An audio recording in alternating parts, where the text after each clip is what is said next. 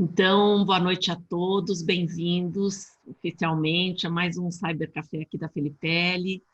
Nós fizemos já uma semana inteira falando sobre os impactos emocionais da pandemia e agora a gente vai falar da gestão no pós-Covid, da liderança, maturidade, empreendedorismo e inovação, né? Que o Pedro, vocês vão ver que tem um currículo invejável aí sobre esse aspecto. Bom, eu sou Adriana Felipelli, eu sou fundadora da Felipelli, nós somos especializados em assessments, nós distribuímos inúmeros instrumentos de diagnósticos, vocês conhecem muitos deles, como inteligência emocional e outros na área de gestão.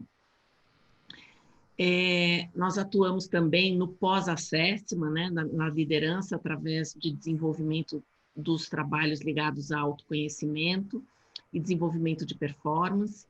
Nós também somos formadores de processos de coaching, através do Neuroleadership Institute, com base em pesquisa de neurociência.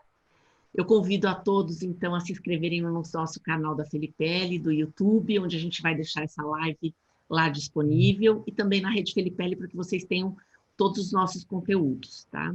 Então, é um prazer enorme ter o Pedro hoje como convidado dessa live. É uma pessoa que eu admiro profundamente, se não for a pessoa que eu mais admiro, e um profissional excepcional também. Então, eu vou mencionar aqui o currículo do Pedro. Então, o Pedro é natural de São Paulo, é engenheiro químico, mestre e doutor em engenharia pela Escola Politécnica da Universidade de São Paulo.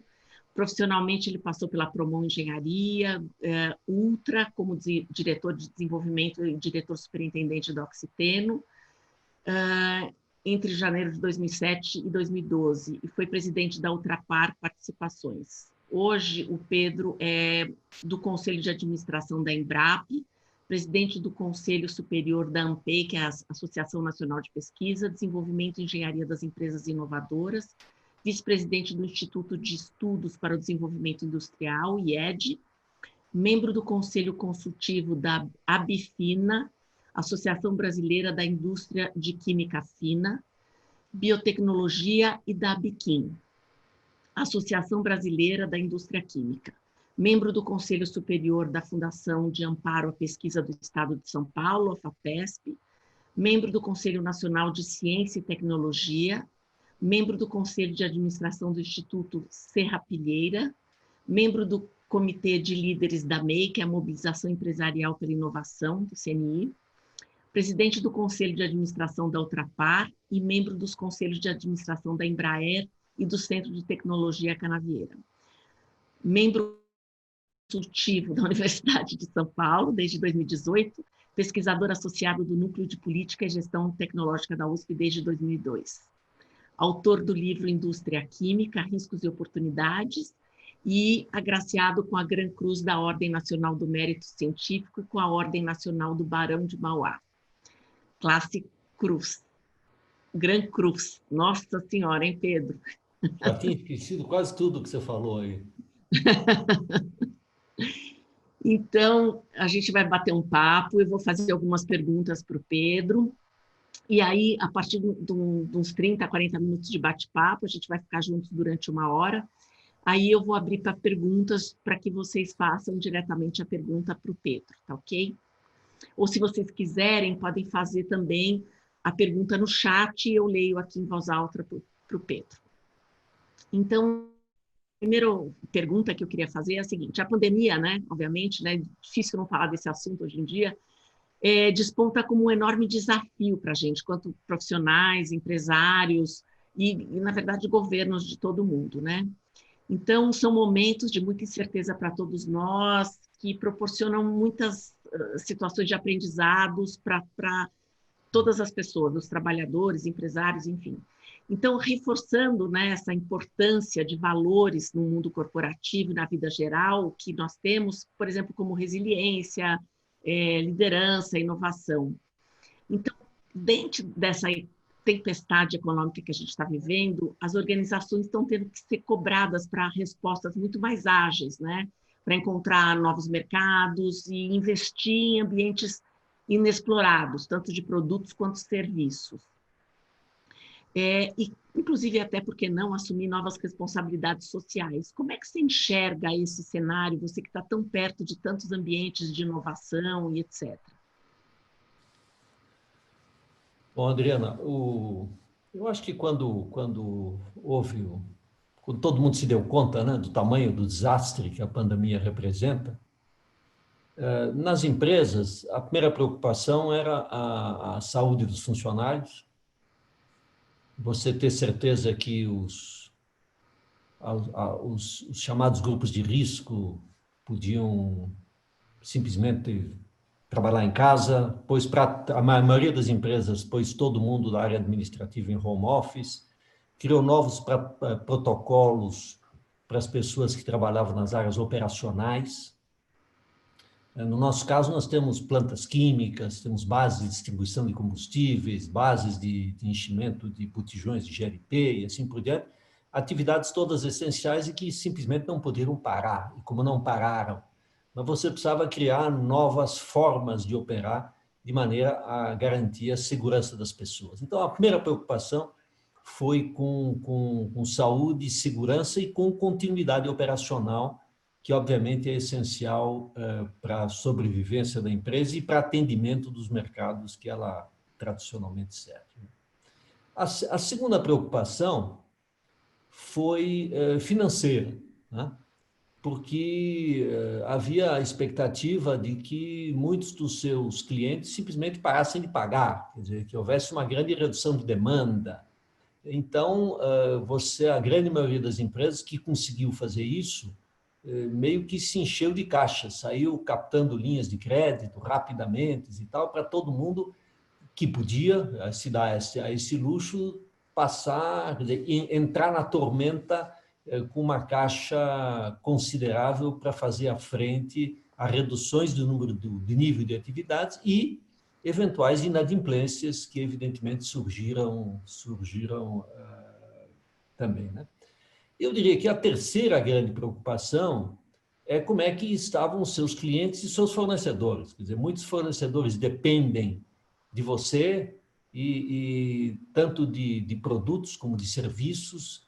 Então, era, de um lado, necessário você dar uma garantia de uma certa previsibilidade para os seus fornecedores e prestadores de serviço, e, por outro lado, realisticamente, fazer sentir também que eles seriam atingidos, pelo menos parcialmente, pelas consequências da redução do nível de atividades, né?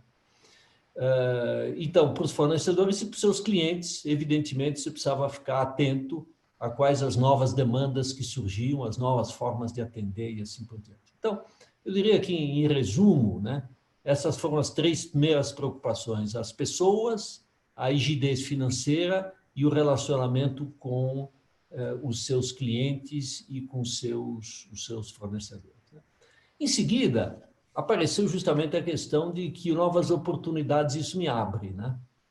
Quer dizer, se de um lado o meu negócio tradicional eventualmente vai reduzir de tamanho, que novas oportunidades eu tenho, né? Então, não foi o nosso caso, mas muitas empresas aprenderam rapidamente a operar com delivery, com outras empresas de varejo, mudaram a sua forma de operar para se atender, para se adaptar às novas condições de mercado. Surgiram demandas por produtos que antes tinham um volume irrelevante. Eu sei de muitas indústrias que aceleraram, por exemplo, a produção de álcool gel, tá certo? Então, todo mundo lembra que naquela primeira semana era quase impossível achar álcool gel, né? Então, rapidamente, as empresas se adaptaram a demandas novas, né? EPIs, em geral, né, equipamentos de proteção individual, máscaras, proteção, sanitizantes. Então, as empresas da área, eu sou do conselho também da Embraer, a Embraer dedicou toda uma área específica para produzir componentes de ventiladores, respiradores. Evidentemente, está fora do escopo da Embraer, ela faz aviões, como é sabido, mas o fato é que ela tinha equipamentos que naquele momento podiam ser úteis para este fim. Então, e eu acho que também o que impressionou muito foi, eu acho que a todos, foi a rapidez com que as empresas se mostraram solidárias e comprometeram volumes consideráveis de recursos para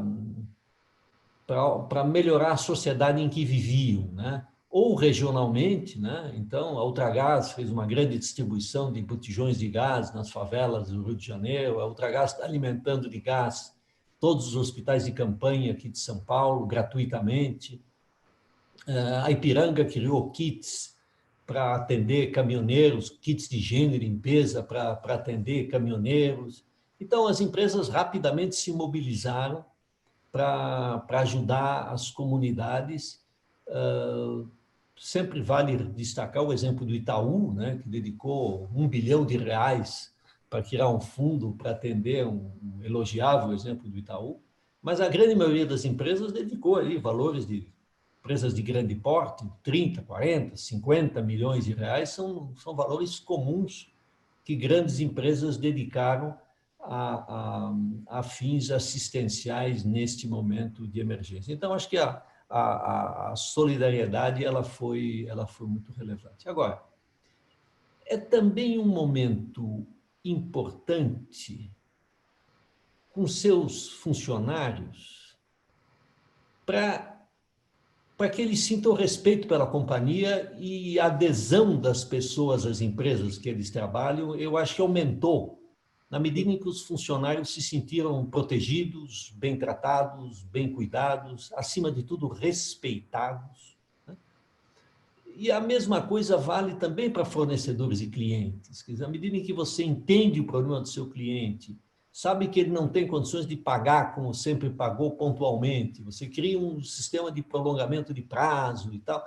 Quer dizer, você cria, eu acho que é uma oportunidade única para você aumentar o grau de adesão dos seus funcionários, o grau de fidelidade dos seus funcionários, da sua empresa, a equipe, de você transformar as relações com os seus clientes em relações mais saudáveis e permanentes, quer dizer, valorizar a relação com o cliente e com seus fornecedores, que passam no futuro a ver você de maneira diferente, muito mais positiva, dando você prioridade e preferência. Então, isso talvez fosse o resumo que eu faria para responder a sua primeira questão. É claro que vai depender também da forma com que esses fornecedores e parceiros reagiram, obviamente, né? Idealmente, acho que é isso. Você vê exemplos ruins também, né? Você vê a briga que teve nos shoppings, por exemplo, entre os administradores dos shoppings e os lojistas, tá certo? Então, tem muito exemplo ruim, mas eu diria que a grande maioria dos exemplos foi positivo e você criou uma relação mais sólida entre a empresa, o seu cliente e o seu fornecedor ao mesmo tempo.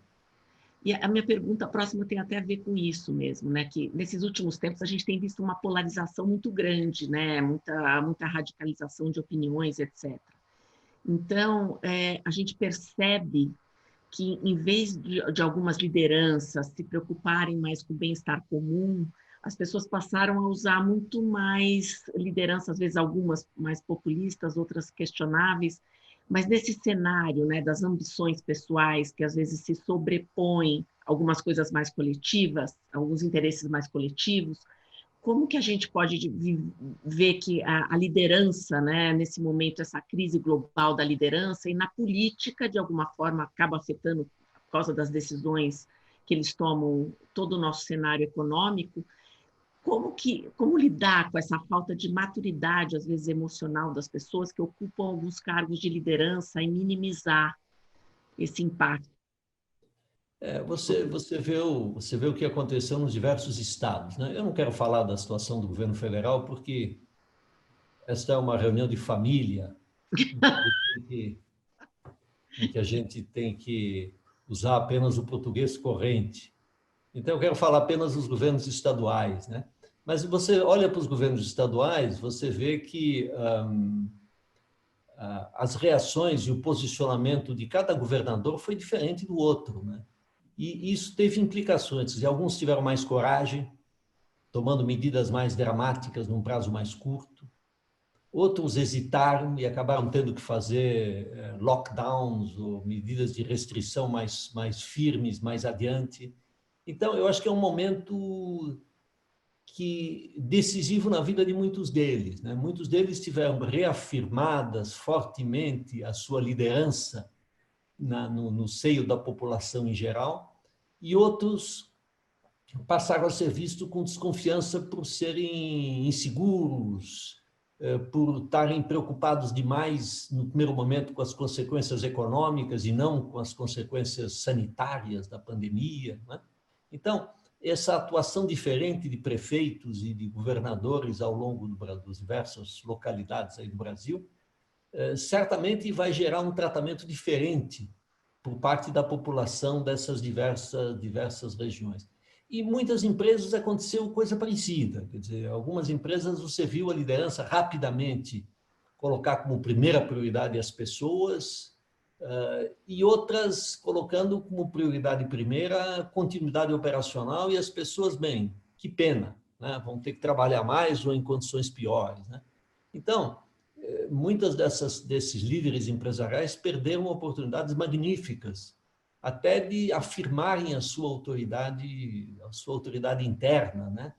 E criar uma respeitabilidade que é um ativo de longo prazo, né? Acho que credibilidade e respeito é provavelmente o ativo mais valioso de qualquer líder, seja ele empresarial, seja ele político, né? E as crises são oportunidades fantásticas para você se destacar ou para você afundar de vez na mediocridade, ou na preguiça. Muitas vezes, omissão pode ser tão ruim como uma decisão equivocada. Então, as crises, talvez usando uma imagem que hoje em dia é mais proibida, né? Antigamente se dizia que as crises separam os homens dos meninos. Sim. Mas vale também para as mulheres e as meninas. Tá certo. Então, indo nessa linha, né, da liderança, tem uma frase, né, que é do Ronald Reagan, que ele falava: cerque-se de gente grande, delegue autoridade, saia do caminho, né? Então, por que algumas lideranças, na verdade, elas têm dificuldade, né? Porque elas estão vivendo num momento agora de pandemia que elas têm que confiar, porque que as pessoas estejam fazendo o que elas devem fazer no ambiente de casa. E por que alguns líderes são muito mais centralizadores, têm mais dificuldade, né, de lidar com esse momento. Então, isso afeta um pouco o clima de relacionamento. E às vezes também não tem, por exemplo, lá na Filipelli, a gente tem uma reunião diária, às 5 da tarde, com todas as pessoas, todos os funcionários. E então, aquilo aproximou até a gente, porque eu não conversava com todas as pessoas todos os dias. E hoje eu vejo todo mundo todos os dias. Inclusive, as pessoas que eram antes home office, já tinham home office, hoje eu consigo vê-las, né? Então, a comunicação até aumentou, por um lado. Então, são 1 hora por dia que a gente está juntos, todo mundo. Então, eu vejo que algumas empresas progrediram, a gente achou maneiras criativas, mas como é que você vê como é que isso afeta o clima organizacional, essa coisa da confiança, na verdade, que as lideranças têm que ter com as pessoas que estão home office, né? Mas eu acho que vai um pouco além disso, sabe? Eu, acompanhando muitas empresas de perto, né? Eu notei que existe um problema crônico, eu acho que em todas as empresas, mas talvez mais no Brasil, que é a relação entre a diretoria executiva de uma empresa e o respectivo conselho de administração. Estou falando, evidentemente, de empresas de certo porte, né, de médias para grandes, e empresas de capital aberto, que tem um conselho de administração formal, constituído por pessoas, inclusive conselheiros independentes e assim por diante. O que acontece? Você tem aí, vamos dizer, de maneira talvez um pouco simplista, 2 modelos, né? Um modelo em que a diretoria manda e o conselho referenda, se reúne 4 vezes por ano pro forma, para saber o que está acontecendo e para bater palmas para o management e para a administração, certo? Então, isso é um extremo, né? No outro extremo, você tem conselhos de administração que se reúnem pelo menos mensalmente e que meio que querem participar de todas as decisões, sejam as grandes, sejam as pequenas, sejam as estratégicas, sejam as táticas, querem saber quem está sendo contratado, não no primeiro escalão, mas no primeiro, no segundo, eventualmente no terceiro escalão da companhia, querem aprovar. Tal. Então, esses são os dois extremos na relação entre diretoria e conselho. Quer dizer, um conselho ausente, onde a diretoria pode tudo e faz tudo, e simplesmente é um referendo pro forma que o conselho faz, e no outro extremo, uma diretoria infantilizada e um conselho que se mete em tudo, tirando o poder, a autoridade e a capacidade até de autodesenvolvimento de uma diretoria executiva da empresa. Evidentemente que a maior parte dos casos práticos, as empresas não estão nem em um extremo nem no outro, eles estão em algum lugar no meio, né? Mas essa crise, ela veio, digamos, exacerbou um pouco este questionamento da relação entre diretoria e conselho. Quer dizer, em algumas empresas eu vejo conselhos que se reuniram semanalmente durante um certo período de tempo para examinar no grau de detalhe todo o plano de gestão de crise da empresa. E no outro lado, empresas que mantiveram o seu padrão normal de reunião, exigindo, evidentemente, informações mais atualizadas, mais detalhadas sobre a crise, que é uma crise, o conselho tem que participar, do management, da administração da companhia. Então, o que eu aprendi, não eu diria não agora, mas reforçou o aprendizado que eu já tinha antes, digamos, é que uma relação saudável entre diretoria executiva e conselho de administração exige um grau de delegação alto nas questões operacionais e um grau de delegação relativamente baixo nas questões estratégicas centrais da companhia. Quer dizer, de um lado, você não pode ter um conselho que se mete em tudo e, do outro lado, você não pode ter um conselho ausente que delega as decisões centrais na companhia, que são dos acionistas e, portanto, dos seus representantes, que são os membros dos conselhos de administração. Então, esta dificuldade, essa relação se agravou na crise, ou se ficou mais explícita e patente na crise, com empresas que passaram a fazer um grau de supervisão, a meu juízo, exagerado e, a longo prazo, muito ruim, porque cria na diretoria executiva um sentimento de insegurança, de incerteza, de falta de autonomia, de falta até de iniciativa. Já não vou nem mais ter as ideias, deixa os homens lá em cima terem as ideias, tá certo? Então, delegam tudo para cima, tá certo? O problema sobe, todos os problemas são delegados para cima, o que é um péssimo sintoma em qualquer organização. Então, achar o ponto certo de equilíbrio entre o que faz a administração executiva e o que faz um conselho de administração, ou numa companhia menor, que faz uns acionistas e os executivos, seja o que for, seja o formato que for, eu acho que é essencial e esse momento de crise colocou isso no holofote. Legal. Eu vou fazer mais uma pergunta, depois vou dar uma paradinha, porque eu estou vendo que tem muito comentário aqui. Então, eu vou fazer mais uma e aí a gente dá uma olhada aqui nos comentários e nas perguntas das pessoas, tá?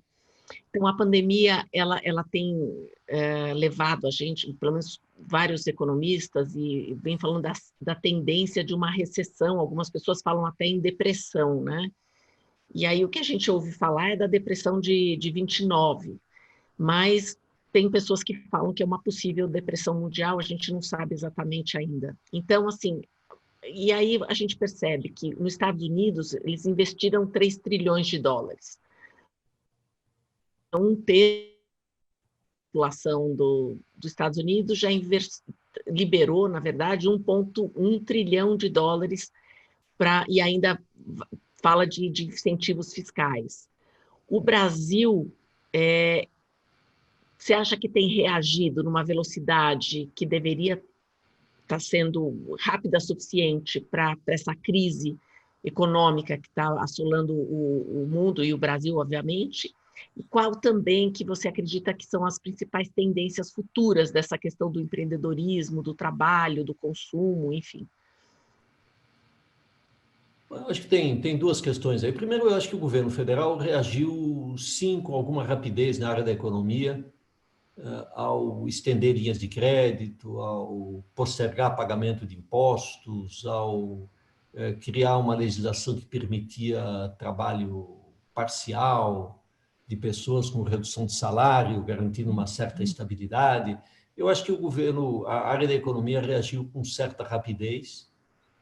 Também um auxílio emergencial de R$ 600, demorou um pouco para dar certo, para engrenar, mas no final das contas eu acho que ele está funcionando bem, quer dizer, e era obviamente socialmente importantíssimo dar às pessoas condições mínimas de dignidade, sobrevivência, pelo menos, durante um determinado período de tempo.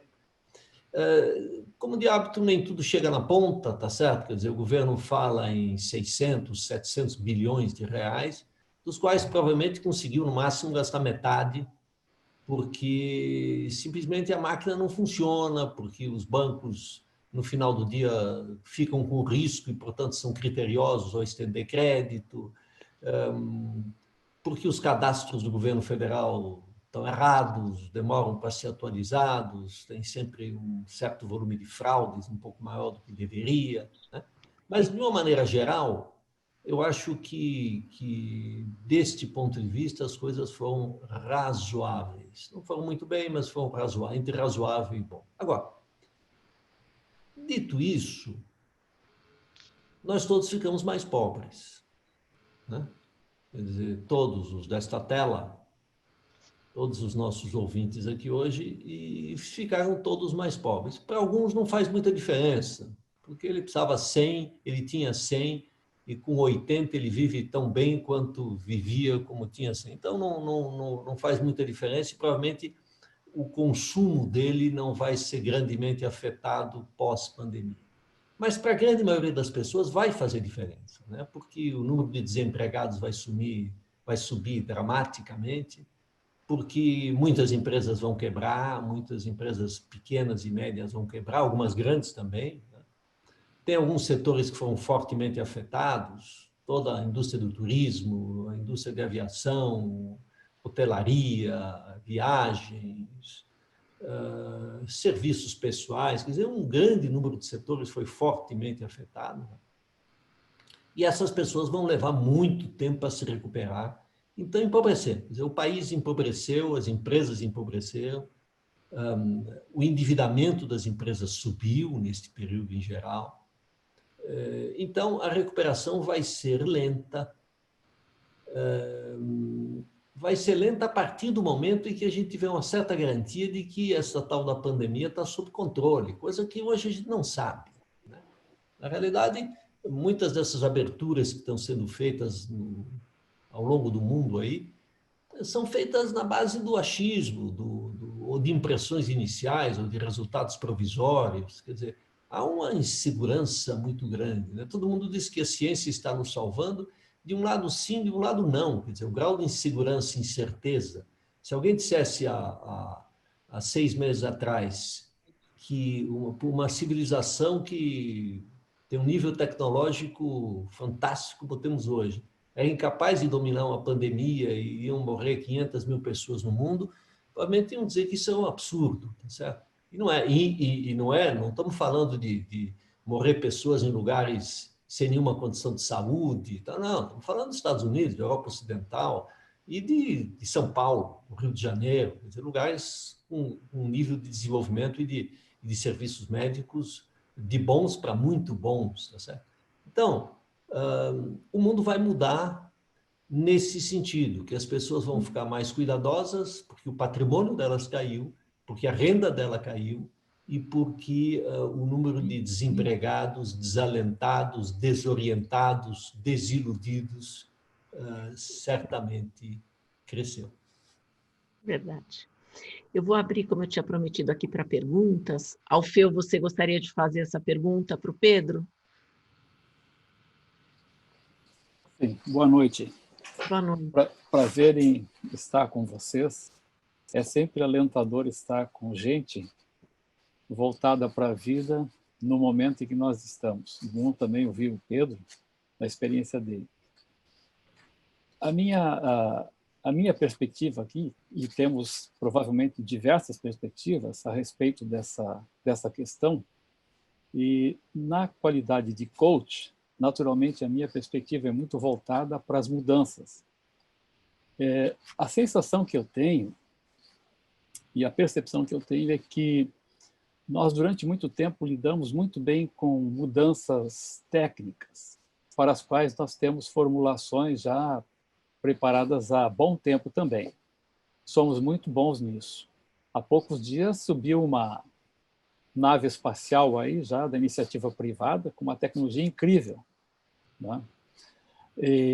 Mas me parece que, se nós formos de 0 a 100 na tecnologia, naquilo que tange o aspecto mais humano, nós não chegamos muito próximo disso, não. E aí eu penso que essa situação que vem, que atinge economia, atinge vidas, nos coloca numa certa dificuldade em termos de tratar com uma mudança que agora é adaptativa. Quando eu ouvia o Pedro falando sobre a relação entre conselhos de administração e linha de execução, me traz isso bem claro, né? Então, eu gostaria de ouvir um pouco disso, da parte do Pedro, como é essa diferença entre mudanças técnicas e mudanças adaptativas, que é, na verdade, agora um mergulho em experiência, um reaprendizado.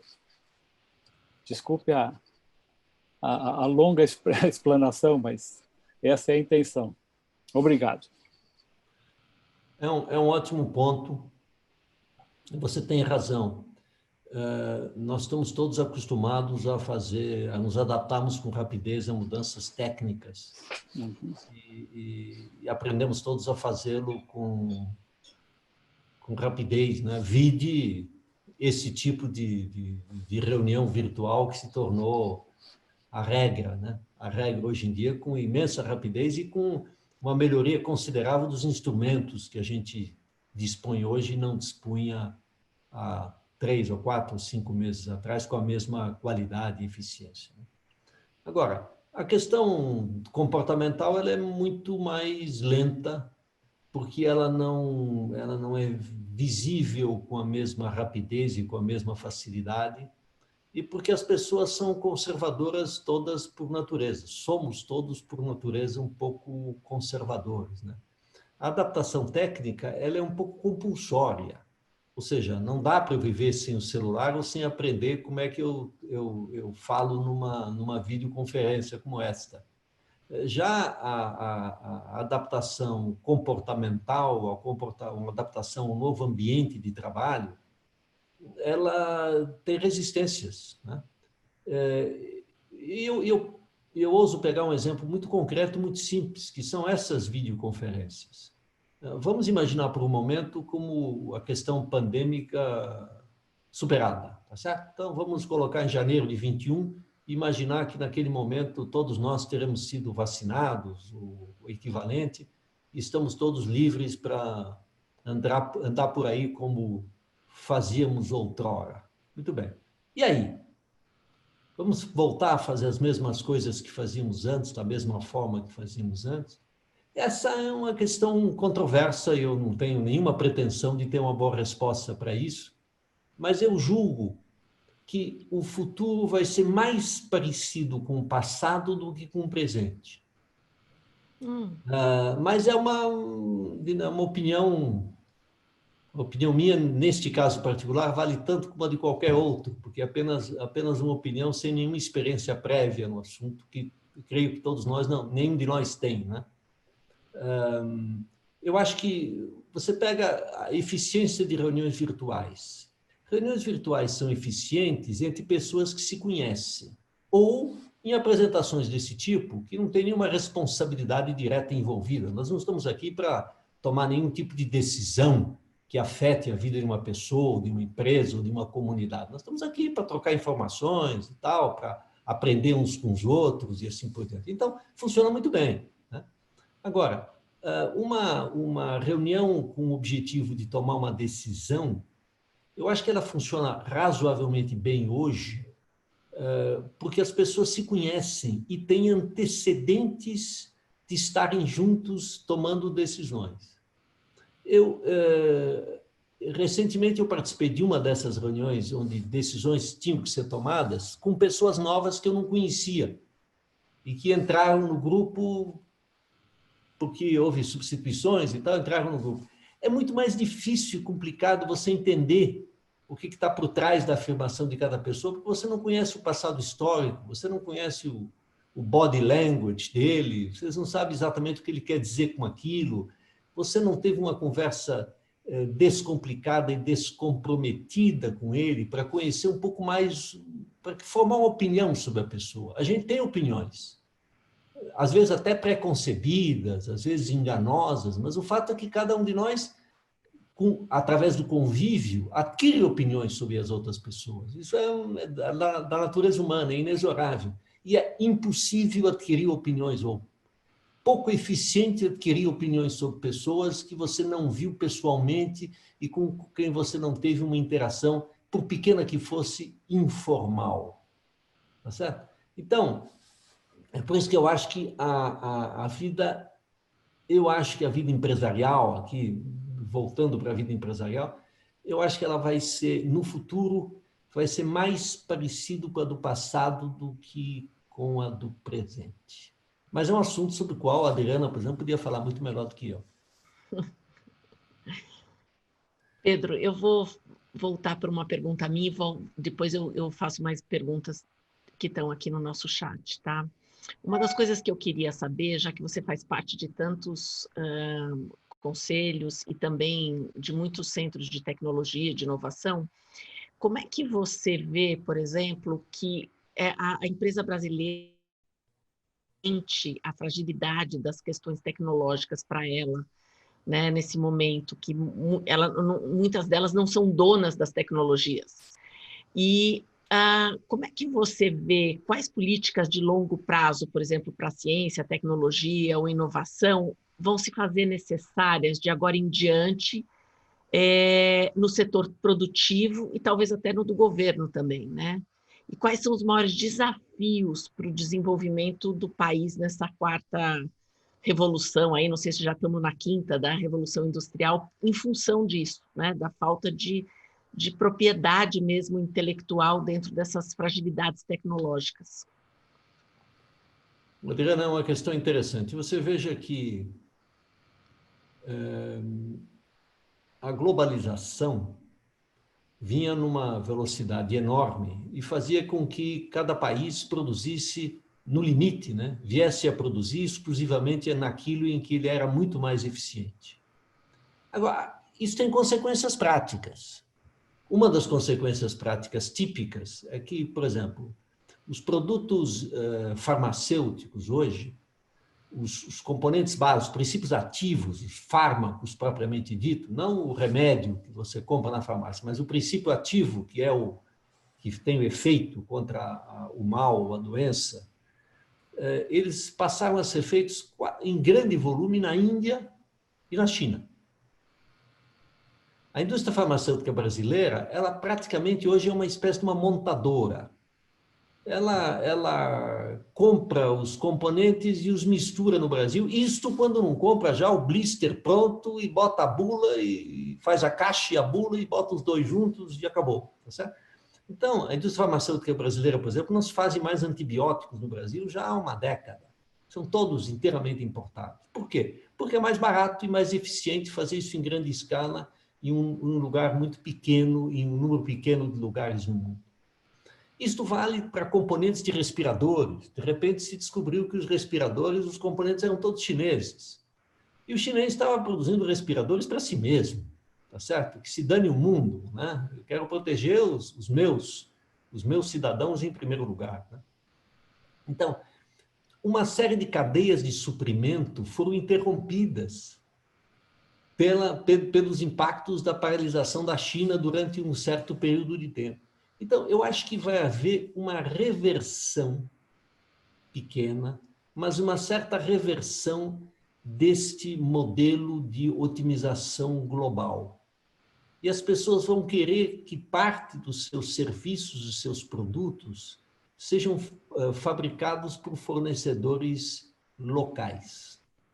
Então, nesse sentido, essa crise vai promover uma certa reindustrialização. O Japão já acordou para isso. O governo japonês já separou um grande volume de dinheiro, a Alemanha já separou um grande volume de dinheiro para reforçar a sua capacidade industrial, para reduzir o grau de dependência de fornecedores estrangeiros. Então, vai haver uma reversão parcial, apenas parcial, de um processo inexorável de globalização que, no limite, levaria o Brasil a ser um grande paraíso agrícola, tá certo? Do agronegócio. Eu acho que esse é um efeito positivo e que vai mudar a conformação industrial de muitos países. E tem um segundo efeito, né? De novo, a mesma questão da industrialização, né? Dizem que o Brasil pode viver só com o seu negócio, com o seu agronegócio. O Brasil não precisa de indústria. Agora, ninguém viu um agronegócio competitivo e não precise de fertilizantes, defensivos agrícolas, colheitadeiras, tratores, equipamento de irrigação, drones, caminhões, silos, máquinas para beneficiar produtos, caminhões para transportá-los, embalagens. O que é tudo isso? Tudo isso é produto industrial. Tudo que eu citei são produtos de natureza industrial. E não, então, quer dizer, um agronegócio forte depende centralmente da existência de um conjunto de setores industriais que lhe deem suporte. Então, neste sentido, e aí, deste ponto de vista, se a empresa é nacional ou internacional, é quase irrelevante. Tem algumas diferenças, mas essas vão além aqui da nossa discussão. O fato é que isto vai criar um reforço, pelo menos na consciência de que um certo grau de industrialização local, na área hospitalar, farmacêutica, no suporte do agronegócio, equipamentos, vai ter que se voltar a ser produzido no Brasil, ou no Japão, ou na Alemanha, para atender o mercado doméstico. E a tecnologia, em geral, vem junto. Agora, o apoio à ciência, tecnologia e inovação no Brasil, pelo governo federal, é muito tênue e caiu à metade nos últimos 5 anos. De 2015 para cá, o volume de recursos que o governo federal aloca a esses setores caiu para metade. E os recursos que o setor privado coloca nessas áreas também caiu, não tanto, mas também caiu. Por quê? Porque o dinheiro que o setor privado põe vem do seu lucro. É a rentabilidade atual que garante a rentabilidade futura através do investimento em inovação. Mas eu não produzo dinheiro. Quem produz dinheiro é o meu negócio. E o meu negócio, eu reinvisto um pedaço do dinheiro que eu ganho no meu negócio para garantir a rentabilidade de longo prazo. Eu uso os recursos que eu gero hoje para garantir minha rentabilidade de longo prazo. Mas se eu não tenho os de hoje, como é que eu vou garantir a rentabilidade a longo prazo? É um pouco a diferença entre um círculo virtuoso e um círculo vicioso. No círculo virtuoso, a empresa é rentável, dá bons resultados, eu reaplico esses resultados na minha própria empresa, melhoro a qualidade do negócio, torno o negócio mais competitivo, gero mais recursos, reinvisto. Esse é um círculo virtuoso. O círculo vicioso, meu negócio não é rentável, eu não tenho dinheiro para reinvestir, a minha fábrica fica velha, obsoleta, eu fico menos competitivo, ganho menos dinheiro ainda e o círculo vicioso me leva à morte. E o círculo virtuoso me leva ao mundo. Essa é a diferença entre os dois. Boa. Tem até uma pergunta da Kátia aqui, que seria essa oportunidades que você vê para os desempregados hoje, para essa reinvenção que as empresas podem ter? Acho que muita gente vai empreender. O que É bom, é que empreendedorismo no Brasil tem sempre duas conotações, né? A gente chama de empreendedor o fulano que está na esquina do farol nos vendendo laranjas. Não deixa de ser empreendedor. Saiu de casa, de não fazer nada e conseguiu comprar laranjas e está revendendo laranjas e com aquilo ele, né, ele se mantém com dignidade. É um empreendedor, tá certo? Ou a moça que resolve virar cabeleireira atendendo num canto da sua própria casa e tal. É um empreendedor. Louvável. Agora, isto resolve um pedaço do problema, prover renda para um certo conjunto da população. Mas o que multiplica a renda é o empreendedorismo de base tecnológica, é a startup, a empresa que nasce da universidade, a empresa que nasce de um graduado que tem uma ideia brilhante, de um professor que resolve registrar uma patente e explorá-la comercialmente. E isto está começando a crescer no Brasil e tenho uma grande expectativa de que vai crescer muito no Brasil e tem recursos crescentes para isso do setor privado. Os americanos dizem que no começo as empresas vivem dos amigos e dos bobos, né? Os friends and fools. Mas ao longo do tempo isso se profissionaliza e você tem a figura do investidor anjo. E esse tipo de empreendedorismo é que pode absorver parte dos desempregados. E os restantes vão depender do crescimento, da reindustrialização, do crescimento da sofisticação da economia brasileira, que virá se tivermos uma política macroeconômica adequada, se conseguirmos atrair investimento estrangeiro, se tratarmos bem a Amazônia e assim por diante. Muito bem. Tem um comentário aqui, mas é um comentário, não é uma pergunta do Emerson, que ele fala que se o governo reagiu rápido, os bancos não fizeram a sua parte, pois do volume de dinheiro liberado, muito pouco se chegou às pequenas e médias empresas. É Na verdade. verdade, isso é verdade. A gente sabe realmente.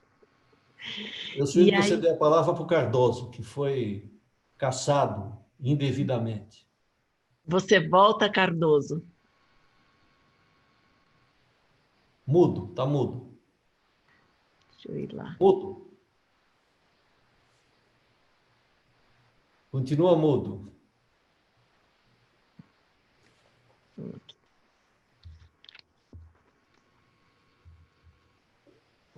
Adriana, você que está segurando. Ai, pronto. Cardoso. Próximo. Então, a culpa, eu acabei entrando no Zoom em dois, aí deu aquele problema. Eu peço mil desculpas a todo mundo aí que perderam tempo com a minha intervenção. Eu tive na Filipelli, quando me aposentei na ROD, fui contemporâneo do Pedro Napoli, né? E uma coisa que me dá um pouco de tristeza é que o Brasil teve um tecido industrial de engenharia, Promon e coisa, muito grande, né? Que foi, bem ou mal, na época dos militares, foi desenvolvida, enquanto a Argentina, por exemplo, fez Guerra das Malvinas, a gente tinha engenharia, tinha um monte de investimento de infraestrutura feito aqui. Infelizmente, isso evaporou, porque nos anos 90, depois do Collor, começou a se trocar os técnicos pelo pessoal de administração só, e aí deu essa questão de... Não que não estou criticando, acho que a gente precisa de todos, né? Mas exclusivamente só para fazer, como ele falou, a bula do remédio e tal. Uma coisa que me deixou sempre... Eu vi acontecer isso na Ródia, muito investimento indo para a China. Só que na China tem um caixa comum, eles põem o preço que eles querem, e o mundo aceita, né? É lógico, tem outros interesses envolvidos. Eu acho que a grande chance no novo normal é o Brasil se reencontrar, reconstituir esse tecido. Então, eu estou resumindo alguns comentários que eu fiz aqui, mas eu queria ver do Pedro, como é que dá para fazer isso no Brasil e a gente fazer o que a Europa está chamando de biossegurança. Não dá mais para mandar fazer princípio ativo na Índia nem na China. Tem que estar aqui, não tem respirador. Máscara, por causa de centavo de dólar, deixou de fazer aqui, tem que ficar de joelho para a China. Né? Então, eu passo a bola para o... Eu gostaria muito até de ajudar nisso. Como que a gente pode fazer o governo ver que a gente já fez, a gente tinha isso nos anos 70, 80, muito forte, né? E o Pedro é um vitorioso desse caminho. Como que a gente pode fazer o país reaprender a fazer o que ele já fez? É uma questão interessante e pertinente. Agora, o cenário mudou, né? Primeiro que o Brasil ficou mais pobre, quer dizer, o governo ficou mais pobre. Então, a capacidade do governo de usar recursos próprios para incentivar um processo de reindustrialização é muito limitado, né? O próprio BNDES, que na origem financiou grande parte da industrialização no Brasil, hoje se dedica a financiar corretamente a infraestrutura, que eu acho que é obrigação do BNDES financiar, e são financiamentos com prazos mais longos, mais difíceis de obter no mercado. Financiar a exportação, o BNDES é o grande banco da exportação brasileira. A Embraer não existiria, por exemplo, sem o financiamento do BNDES. Financiar a pequena e média empresa também é um papel hoje crescentemente delegado ao BNDES. Então, e por outro lado, você não pode criar mais barreiras de proteção como foram criadas no passado, né? Porque essa conta acaba sendo paga por alguém mais adiante na cadeia, né? Seja o consumidor ou o elo seguinte da cadeia industrial. Então, ficou mais complicado um processo de reindustrialização. Talvez uma medida que não é do governo, mas é da realidade econômica, é o câmbio.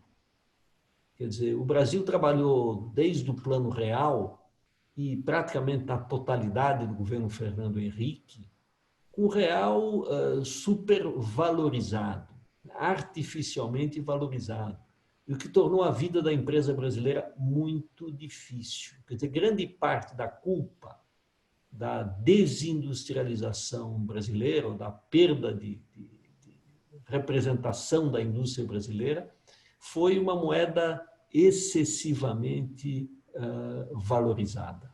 Então, está mudando agora por razões estruturais, não artificiais. Quer dizer, o câmbio, a moeda brasileira finalmente se desvalorizou. O lugar certo dela provavelmente está nesse entorno aí entre 4,5 e 5,5, é o lugar certo da moeda. E quem sabe esse novo patamar de moeda, desde que estável e com as medidas macroeconômicas adequadas, uma economia mais estável, um déficit fiscal menor e assim por diante, podem criar as condições de um novo processo de industrialização no Brasil. E em algumas áreas, é intervenção direta do Estado. Quer dizer, por exemplo, produtos farmacêuticos é encomenda pública. Quem é o grande cliente da indústria farmacêutica? É o SUS. Quem compra para o SUS é o governo. O governo pode perfeitamente fazer grandes encomendas para empresas nacionais que vão produzir aqui os princípios ativos se tiverem uma encomenda de grande prazo e de grande volume. Então, o poder de compra do Estado é subutilizado no Brasil. A Embraer desenvolveu um novo avião de transporte militar, o KC-390, com base numa encomenda da FAB. E é assim no mundo todo. E só uma encomenda da FAB, que comprou 36 aviões pagando na frente, é que permitiu o desenvolvimento de uma grande, na área militar, na área de defesa, de uma grande área de aeronáutica para a Embraer. Então, o uso do poder, quer dizer, uma condição macroeconômica adequada, o câmbio no lugar certo e o uso adequado do poder de compra do Estado, a combinação desses três fatores pode sim permitir um novo surto de industrialização no Brasil. Eu acho que a gente precisaria de uma Embrapa 4.0, que a Embrapa é um dos melhores exemplos no Brasil. Ela tem que dar um passo adiante. A lecitina de soja, produtos de café, torrefação. Por que a gente tem que importar isso da Melita, da Nespresso? Não devia ter Starbucks, não devia ter Brasil Bucks. É o maior produtor de café. Então, uma sugestão para você, crie uma Embrapa 4.0, dando um passo adiante na cadeia de valor em soja, em café, milho, mandioca, 4, 5 só. A gente vai enriquecer o país. Não precisa ter o produto final lá, o princípio ativo da Índia. Vamos só dar um passo adiante. E a Embrapa provou que ela é boa. Tem Embrap agora, né? Junta isso aí, vamos pegar o agronegócio e tornar polo mundial da indústria do café, da indústria da soja. Por que a gente tem que depender de desenvolvimento em outros países desses produtos que são os nossos grandes, aquilo que sustenta o país, né? Então, fica aí você que está ativa em um monte de comitês, tenta puxar essa ideia e eu estou disposto a contribuir até. Eu trabalho com inovação hoje, com estratégia de empresa, né? Eu gostaria muito de ver isso acontecer, até para filhos e netos. Bem-vindo. Bom, a gente tem vários comentários, Pedro, aqui no nosso chat. Eu acredito que alguns comentários já tenham sido respondidos pelas perguntas que a gente foi fazendo e tendo comentário. Tem uma daqui a Elizabeth Elizabeth Cassis está perguntando: você, como membro de administração e consultivo de tantas empresas, poderia falar quais são as 3 principais diretrizes para esse, entre aspas, admirável mundo novo? Olha, pergunta genérica demais, mas eu diria, a primeira diretriz continua sendo a mesma de sempre. Gente, né? É preciso achar as pessoas certas, desenvolver as pessoas, atrair as pessoas certas, dar a elas oportunidades de crescimento, motivá-las, prepará-las sempre para saltos maiores e mais rápidos na carreira. Então, acho que o primeiro princípio é sempre o mesmo, é gente, né? O segundo é inovação, né? Você estar à frente do seu tempo, entender o que o consumidor vai querer daqui a 1, 2, 3, 5 anos, e não o que ele quer hoje, né? Ou, melhor ainda, você induzir o consumidor a querer aquilo que você vai ter capacidade de entregar daqui 2 ou 3 anos. Você criar no consumidor a demanda do produto que você é o principal fornecedor. Então, eu diria, primeiro a gestão, o segundo a inovação, e o terceiro, olhando do ponto de vista do Brasil, é a criação de um mercado de capitais mais intenso, ou seja, transformar todo mundo em sócio capitalista, fazer com que as empresas dependam menos de dinheiro emprestado e mais de capital próprio, feito por cada um de nós, que vai comprar ações ou que vai investir num fundo, que por sua vez vai comprar ações, ou dos fundos de pensão privados, ou das empresas estatais, ou das empresas privadas. Então, eu acho que se tiver essas 3 coisas, gente, inovação e um funding mais amplo, pegando mais da base da população, você cria os instrumentos para um capitalismo verdadeiro. Então, se eu tivesse que escolher 3, assim, de pronto, são esses os 3. Você só me deu 3 chances, são os 3 fatores que eu escolheria. Muito bem. Tem um comentário aqui do Ricardo, que ele fala que acredita que as mudanças técnicas e comportamentais precisam estar sintonizadas, uma influencia a outra positivamente ou negativamente. Acho que é só um comentário, acho que não é uma pergunta. Tem toda a razão. Hã? Tem toda a razão, concordo plenamente. Emerson, você quer fazer sua pergunta ao vivo? Posso fazer. Bom, indo direto ao ponto, né? Eu estava lendo o relatório de risco do Fórum Econômico Mundial e estava tentando achar lá pandemia, né? E não tem pandemia. No máximo tem lá alguma coisa de infectious disease e ainda estava lá em 20ª posição na parte de impacto. Nem na parte de probabilidade era mencionado. E se você voltar os relatórios de risco dos anos anteriores, também não tinha uma evidência grande que isso seria um impacto. E se discutia muito, né, futuro do trabalho, inteligência artificial, tudo que viria como futuro. Só que esse relatório foi emitido em janeiro, né?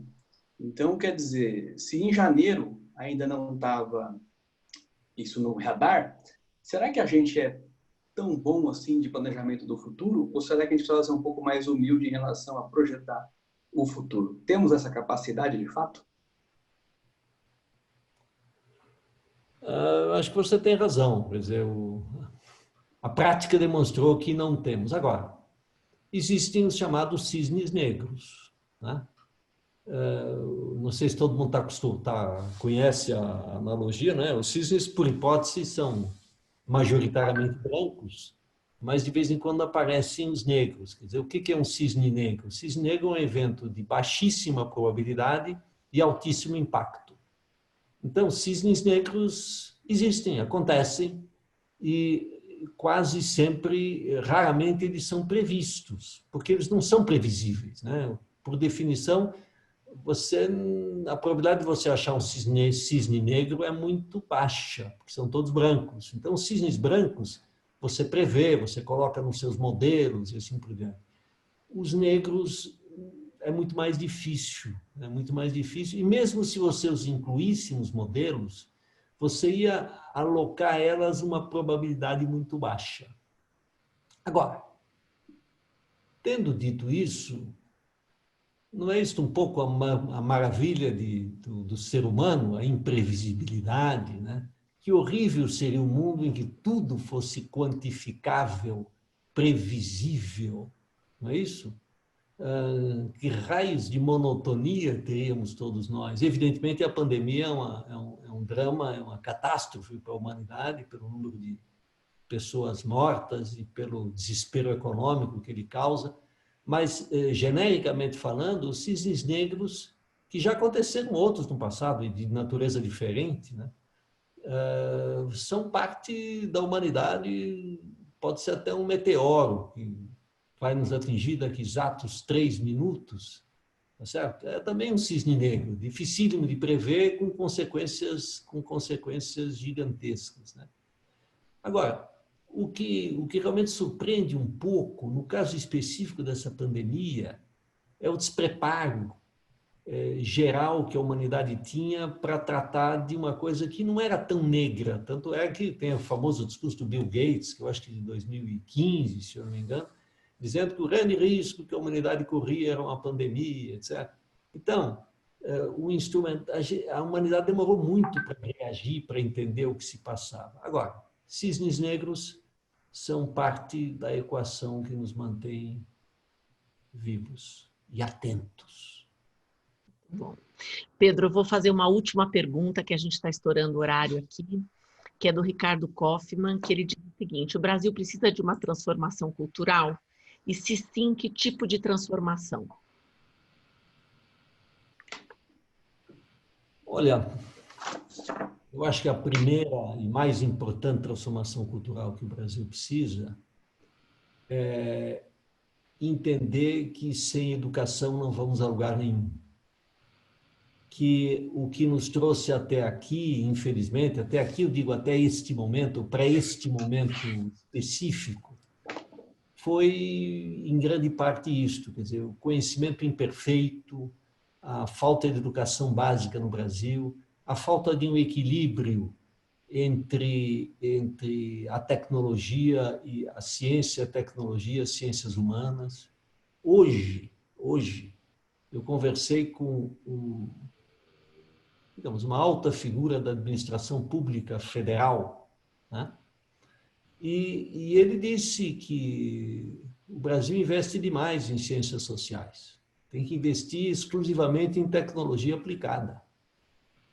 Então, isso é uma cegueira. E aí nós temos episódios de violência, radicalismo, são pessoas que não entendem como o mundo funciona, não entendem como devem ser as relações humanas, e assim por diante. Então, acho que a educação, lato sensu, seria a base de uma revolução cultural para o Brasil. Veja os ministros que nós tivemos aí no último ano e meio, os 2 ministros da educação que nós tivemos, né? O que não só é uma lástima, mas mostra a irrelevância da área, né? E é isso. Acho que essa é a revolução que temos que fazer, e essa é a revolução de todas as revoluções. Bom, Pedro, de novo, eu estou sempre dizendo para você que eu não tenho palavras para te agradecer tudo, né? Toda vez que eu te encontro, que a gente tem alguma interação, eu estou acabando sendo repetitiva todas as vezes falando isso para você. E continuo com a minha admiração enorme e gratidão aí por você ter compartilhado um pouco do seu conhecimento com a gente. Um prazer, muito obrigado a todos pela atenção, pela curiosidade e obrigado, Adriana, pelo convite. Sempre é um prazer estar com você. Beijo. Boa noite Tchau. a todos. Obrigada.